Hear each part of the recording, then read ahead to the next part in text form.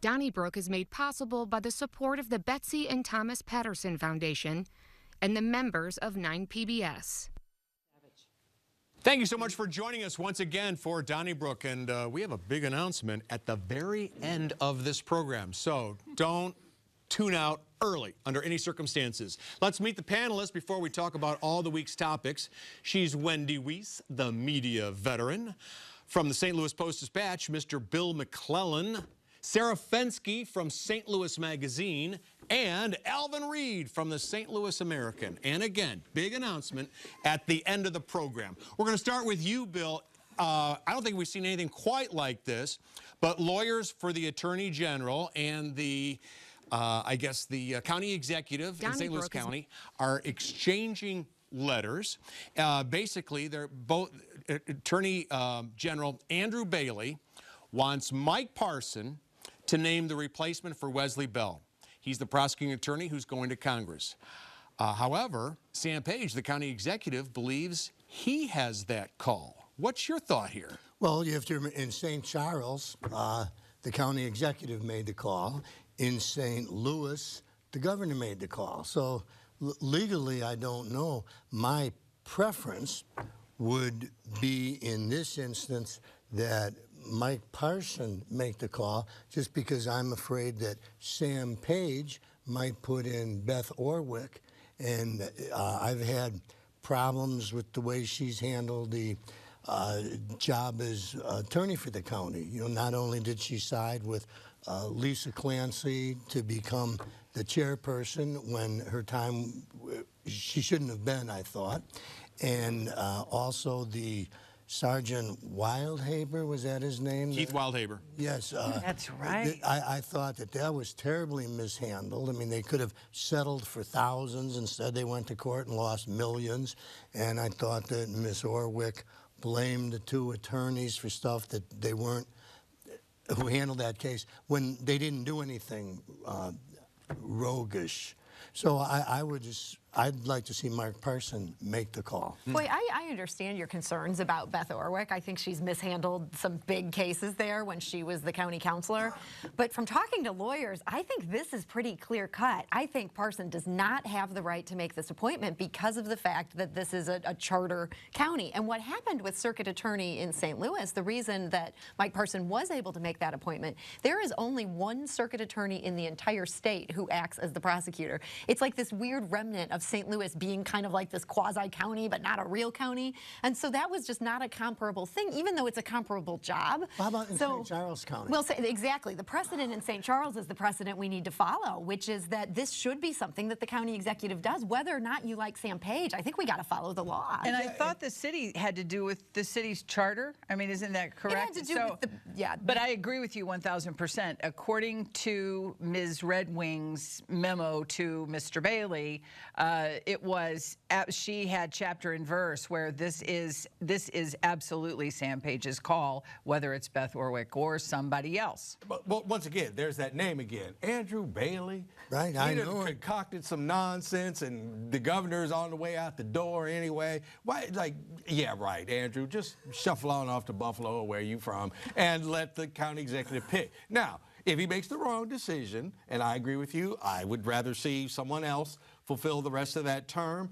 If he makes the wrong decision, it's the county executive's decision to make, and we should not stand in the way of that. You know, they're coming to try to take over the St. Louis Police Department again, and we'll all say like, no, just let us do our own thing, but you can't say like, oh no, come on state, jump in here, but leave us alone there.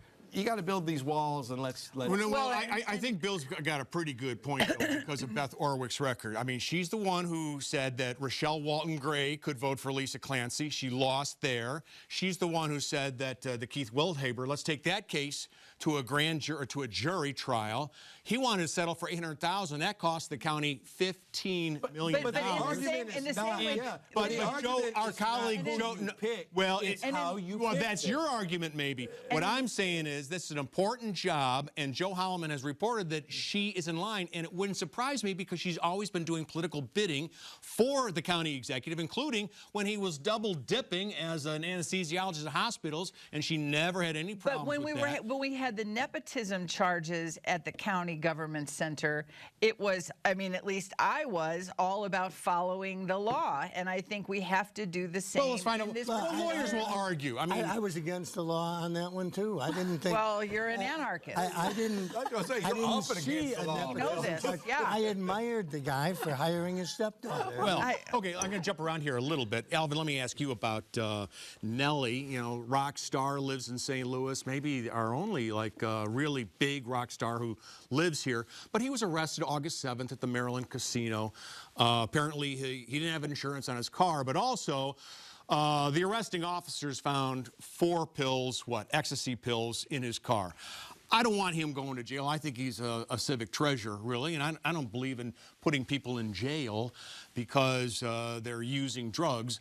Nonetheless, his attorney, maybe the best in town, Scott Rosenblum, said, well, I'm glad that the prosecuting attorney, Wesley Bell, is apparently not going to file any charges on the drug issue. He said, I'm glad he took an impartial look at that. And yet Scott Rosenblum is a friend of Wesley Bell, who they go to Cardinal games together. His son, Rosenblum's, works in Bell's office.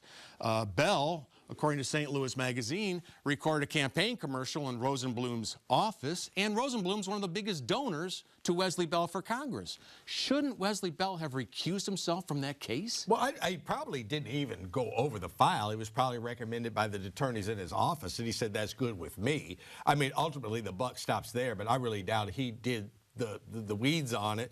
And I also think that if he matched that up to people in similar circumstances, they probably faced the same fate of, you need to act better than that, please get out of my face, because we got real crime. So but no, I understand that. I don't think Wesley Bell is prosecuting any fentanyl or heroin crimes, really. I mean, he's not putting people in jail for it. But if the defense attorney is that close to the prosecutor, I think there are problems, because the prosecutor should have an adversarial relationship with the defense attorney. No, wait a minute now, hold it. Where does it say you had to have an adversarial? Yeah, that's how it works in our court of law. No, you go in there. 2 sides. No. If the prosecutor and the defense attorney actually knew each other and they went hell-bent for leather in a case, one of them won, one of them lost, and later that night I see them having drinks, I don't think there's anything This is not just drinks. This is campaign donation, family connections, not to mention that the campaign commercial shot in his office, as you reported, Sarah. Yeah, but are you going to rule out every single case that Rosenblum handles that suddenly Wesley Bell or, can't prosecute that? That's just, it's an impossible standard. Well, this isn't Gotham City, Charlie. I mean, we are sort of a smaller version of what we used to be, and it is my understanding, talking to lawyers, they frequently donate to, to political candidates because they've all worked together. They have, this is the way. I agree, and I don't like that. I think there's a conflict of interest. Well, but Bob McCullough was hostile to a number of defense attorneys. Yes. But others did give him money. I mean, they have to run for office, and you have to get money from somebody. So it's from the people who you know. Well, you know what? I mean, should judges accept political contributions? I mean, well, no. Fortunately, we have the Missouri plan where that doesn't happen. But out in the rural part of the state and in Illinois, absolutely. The Illinois Supreme Court. Not good. Not good. Where we're from in Ohio, I mean, you have these judges raising millions of dollars of contributions. I think the system here is ultimately pretty good. I think you're choosing the wrong case to make an example of, because it sounds like this is one where Bell did the right thing. No, and Rosenblum really makes his money with juries. Yeah, this maybe so, but Rosenblum says it's an impartial look at the case. That's a quote in your paper, and I thought, whoa, but the 2 charges in terms of not having insurance, he remedied that like within a matter of hours. And before, I mean, the for ecstasy, he had, you know, he had a run-in over some possession issues before, and he had to attend some kind of course. So I'm fine with that. All right, Charlie, can I give you this real quick? Also, let's look at the circumstances of what happened and the whole getting escorted out to casino and all that. Now, he could have went in and said, like, now, Wesley, do you want to hold the police hate the black man and all that, you know, and just how about we, you know. That's possible, and I'm not against actually his decision. I just think he should have gotten another attorney, recused himself, and had a special prosecutor look into it. I mean, he's going after Dennis Hancock for appointing his sister-in-law. You think that every time Rosenblum handles a case, we need a special prosecutor? Well, let me ask you this. That's crazy. A campaign commercial filmed in his office, as reported by our esteemed colleague at St. Louis Magazine. Do you think that's correct?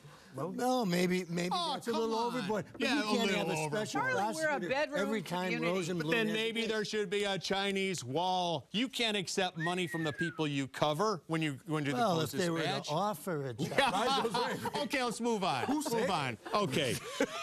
Hey, Sarah Fenske. I don't know if you've covered this for St. Louis Magazine. And by the way, people should subscribe to your daily newsletter. It comes out at 6 a.m. Wonderful. It really has a lot of information in there. But I think it was Fox 2 that actually reported there are these like curb outs. I don't know what you call them, but they're like elevated concrete platforms in the breakdown lane of Long and Clarkson roads in Chesterfield. And MoDOT had been installing them because they feel that if the road is more narrow, people will drive more slowly, as some studies indicate. But a lot of people were saying, are you kidding me? Where am I going to pull over the side of the road if I have a flat? And they think it's actually dangerous. So MoDOT stopped constructing them for the time being. Yeah, there's a little pause on this project. Boy, I hate to break it to the Chesterfield crowd. I know they're really traumatized by having these bump outs, but right now, there's a lot of data that shows that these are an effective way to give the kind of road diet that gives drivers the visual cues that they need to slow down. This is a high accident area. MoDOT picked a great place to say, okay, let's put best practices into reality here, and Chesterfield can't handle it. I'm disappointed in them. I live off of Clarkson Road. I am Clarkson adjacent. And according to the data, Miss Fenske. I'm glad we're talking about data, Wendy. There are almost like 1,000 accidents. There were 847 accidents in 5 years. Now, sounds terrifying. No, it's really not. I mean, if these were little ping ding, you know, like if I ding your bumper, if that counts as an accident, maybe obviously we have a problem with some very unruly deer, but this is, in my mind, and I think from what I have gleaned from my fellow Chesterfieldians, it's the first responders, and because those are the lanes. Because Clarkson, for example, you can't go anywhere, and you've got to have that shoulder to pull over. If you don't have that, I don't see what the police and the firefighters are going to do if they do have a really serious accident. Well, I mean, admittedly, I'm not in Chesterfield as often as I should be, but, you know, I used to live in Los Angeles. Like, all the lanes were full all the time, and firefighters find a way to get around these things by just laying on the horn. It's an effective way to get people out of the way. We don't have to have, you know, 8 lanes across, and everybody has 3 different lanes they can move into. The way we drive in St. Louis is not normal, and the more we can slim down these roads, the better off we're going to be. Oh, I hate those things. I ran into one in Forest Park when they first put them in. I was just driving along on the far right-hand side, minding my own business, watching the road, and all of a sudden, whack, I hit something. Yeah. And I thought, why do they even put these out there? That's right. And the idea that, well, it slows you down. Because if give us a ticket if something is narrower, it suggests to the brain that you're going. It's true. It does. It is true. I hate to argue science with y'all, but you kind of took what I was going to say, only in that, like, I'm kind of indifferent, but they do work. I mean, like, it's just enough to say like, unless you're trying to pull over. I agree with that. Unless you Okay. have You to. want narrower lanes on 40 and 44 too? But by the way, they don't look too good either. But I will say this, MoDOT did announce that Ed Hassinger, who's been with MoDOT for 40 years, is the new head. And he is the George Blanda of Missouri Department of Transportation. So I think it's a really good pick. He knows his stuff. They had the numbers for 5 years, so they obviously. All right, we're moving on. Okay. What do you think about Justin Sparks? He is a Republican out of Wildwood. He serves in the General Assembly, and he wants to be the Speaker of the House. He said in Jefferson City, and this is another, I guess, issue involving money, he says if you want to become a committee head, or if you want to become powerful, get on the budget committee, right, you are given an envelope at the beginning of the session, and it has a number in there. And his number was 20. That means he had to raise $20,000 to be considered for this government job. Right. Why is that not theft of government services prosecuted by the U.S. attorney? I don't know. I mean, I think that I don't know anybody that was shocked when they read that story because Charlie, maybe. Except Charlie. No, I mean, Bill is from he Chicago. wants a special prosecutor. Bill is from Chicago, so I mean, you know, nothing surprises you, right? I mean, you're from Chicago. Oh, and then that's just the way political parties are. You want to advance in the party, you have to be a fundraiser. And it sounds like exactly, and that is exactly what it is. This isn't the mob. They're raising money for the party to do. I think once you put it in writing with that number 20. There you go. That's where I was going to go. That's what's wrong with this. You made me laugh when you said the mob, because the mob will, like the mob would say like, you know, you got to come up with, you know, some earnings here. But they would say like, you have to give us $20,000 that they can be prosecuted on. That's where it's a little corrupt. Like, you know, hey, we all know how the game is played, but we start writing down how the game is played. That's wrong. And it's the number the same for everybody. Because, you know, like they said, we want Sarah to be Speaker of the House, so she only's got to raise 10, but Alvin, you got to come up with 25. Well, wait a minute, what do we, you know, that's not the will of the people. I don't know. I think that, you know, parties can kind of run the way, they can run themselves the way they want to run them. They can run the party the way they want. But they can't run government the way they want. But the party controls the committees. It's not like this guy is trying to get this government job that he wasn't already elected to. He just wants a leadership position that the party controls. If the Republicans want to be a criminal syndicate, I think that's kind of allowed under our democracy. Well, I was mentioning Ed Hassinger. I don't think Ed Hassinger should be given a job because he raised a certain amount of money for anybody. Sure, you agree with that. So why do we make exceptions for the politicians? Well, only because, like you said, this is a government, very important position in government that is up to the technically highest bidder. And like I said, as long as I don't know about it, I will say that this probably goes on all the time. Right. But when you start handing people envelopes that you got to come up with $20,000, like, so if I come up with $40,000 and I'm totally incompetent, I'll really get the job? The determination is made by the party who gets the committeeship. And what the party is about is winning elections, and they do that by raising money. That's right. So for them to say, okay, if you want a leadership position, you got to be a money raiser. This is what the Girl Scouts are doing with their cookies. So what's the problem? I mean, are you now criticizing the Girl Scouts? That's true. I know. If you said to the Girl Scouts, you become the head of the troop if you raise the most. That's business. What if I just write a check for $20,000? There you go. Probably some people do. Right. Probably some people do. That's right. Alvin, I want, by the way, a reminder, we've got a big announcement at the tail end of this broadcast. So thank you very much. Alvin, in Clayton, there was a meeting Tuesday night, and basically, a lot of residents who live in the Hillcrest subdivision and in Forest Ridge and elsewhere are upset along Big Bend Boulevard because WashU is going to move its softball diamonds and some other athletic facilities from the northern part of Big Bend on its campus to what is now the housing area of Concordia University. WashU wants to put more housing on campus because a lot of parents want their kids on campus. So they're going to put dorms where the current softball fields are, and then they want to have softball fields along Big Bend. But a lot of the residents there are not too crazy about the change. And myself, I'd rather see McBride Homes go in there and put in a nice subdivision. What's your view? Kids, playing fields, life energy. Who wants that? I mean, come on. You know, it's not the Coliseum. They're not going to have the Spartans in there. Did you feel the same way in Kirkwood with Vianney? But I was going to say, now Vianney's lights were so bright you could fry bacon on your chaise lounge. That was a problem. But at the same time, they worked it out. They worked it out. I don't think this is a bad thing. It is not anything, I think, that's like ugly. I don't think it will create any more access noise. Be happy for some green space and some...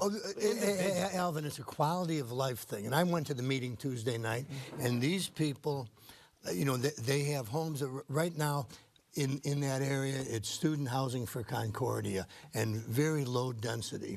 And the people who live there, all of a sudden there's going to be an athletic complex with lights and noise and bands and up to 500, actually up to 1,000 people. 2 events, each could have 500 people. And the access on Big Bend, which is already a busy street.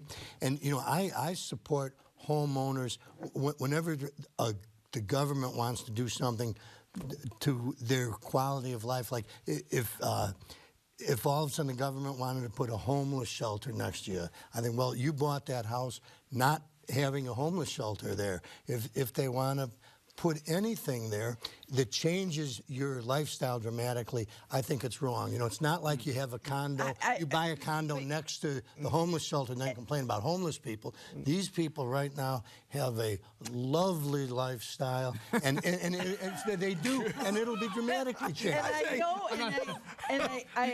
And I do feel for the people, I really do. And it sounds like the other issue is transparency. Like the Washington University folks, they know what's in the works, they know what's in the pipeline. They're not exactly disclosing their full. Well, they say they don't. In fairness to them, they say they don't. Okay, but I do feel sorry for Washington University and their trillions of dollars worth of endowments. But because the University of Missouri, if the University of Missouri Columbia wanted to move Interstate 70, they probably have the power to do that, to move Interstate 70. And Washington University has to make the students happy in terms of Palestine, Israel. They've got to. So I mean, I just kind of feel for them. One thing about these fights in Clayton that are kind of interesting is the little guys are always wealthy people. Sure. I mean, I remember when the fight was eminent domain, and one of the little guys getting forced out was a Danforth. Right. And you know, it's easy to just kind of make fun of this stuff, but I was at the hearing Tuesday night, and the people talking about listening to the owls. Yeah. Yeah. You know, I would say this. I think the owls won't live there no more? Well, they are going to have 150 feet of trees between the road and the facility, something like that. Yeah. But let me say this. It sounds like it's the Georgia-Alabama game going to be there every year. Yeah, Well, okay. Well, we'll continue this on another day because we have another topic. The last one for this broadcast is the African People's Economic and Democratic Education and Defense Committee wants to put up a bakery, the Uhuru Bakery, 3719 West Florissant, Sarah. The only problem is one of their leaders was just convicted for conspiring to act with Russia. So he faces 5 years in prison. And this facility will be about 1.5 miles away from the new NGA. So do you want people with Russian connections next to our intelligence building? And for that matter, do you want a liquor license in North St. Louis? Well, I understand the neighbors who say they don't want a liquor license there. I'm not going to argue about that much as I myself enjoy liquor. But I don't love the idea of us deciding who gets to open a cafe based on their politics. Like, I could see that becoming a really slippery slope in St. Louis. This is a group that has made significant investment in that neighborhood. And I'll also add that, you know, this guy and several of his colleagues were found not guilty of the more serious charges. They got him on, like, this thing that was sort of not as big. And so I'd like to see them be able to open this in a food desert. It's a cafe and a bakery. I agree. The liquor license, if the neighbors don't want that, fine. But nobody's complaining about just having a bakery there. I mean, that sounds like a good thing. But they don't want the group to expand because the group was working with Russia to sow division and discord. We don't have any division or discourse in this country, and I'd like to keep it that way. That's not ideological, Bill. They were getting money from Russia. Yeah. Russia paid for Yeshitili's $12,000 trip around the United States, and who knows how they got got the money for the bakery and the basketball courts and anything else. I thought his job was to sow division. That's right. This conspiracy, if a conspiracy charge is enough for Mayor Tashara Jones, it is enough for me. That's okay. That's all I'm saying too. All right. Hey, let's go to the old mailbag and see what people had to say about last week's program, shall we? If Missourians vote on an amendment to require a supermajority for amending the Constitution, that amendment should be required to garner whatever supermajority it's trying to implement. That from Eric Ressner of Rock Hill.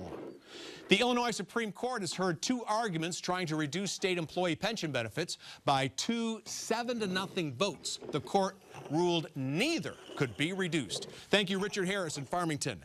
And we heard from Beth Herod of Kirkwood. Really? Your panel joking about individuals making $1 million per year? Per year! Anyone making that much should count their blessings and consider sharing those blessings. Consider sharing your thoughts. Care of 9PBS 63108. Don't forget the emails, donnybrook@9pbs.org. Social media, use hashtag DonnybrookSTL. Listen to us on the 9 line at 314-512-9094. And listen to us on your favorite podcast. Hey, here's the big announcement, and that is we're not done yet. We've got more topics. Every week, we seem to always give up topics that would be great for discussion. So we're going to talk about the RAM spending and more on Last Call, only available at the 9PBS YouTube channel, okay? So we call this Last Call. It's a new segment here on Donnybrook, and we'll be discussing more St. Louis regional topics. 9PBS YouTube channel. And by the way, it starts at 7:30, which is just moments away.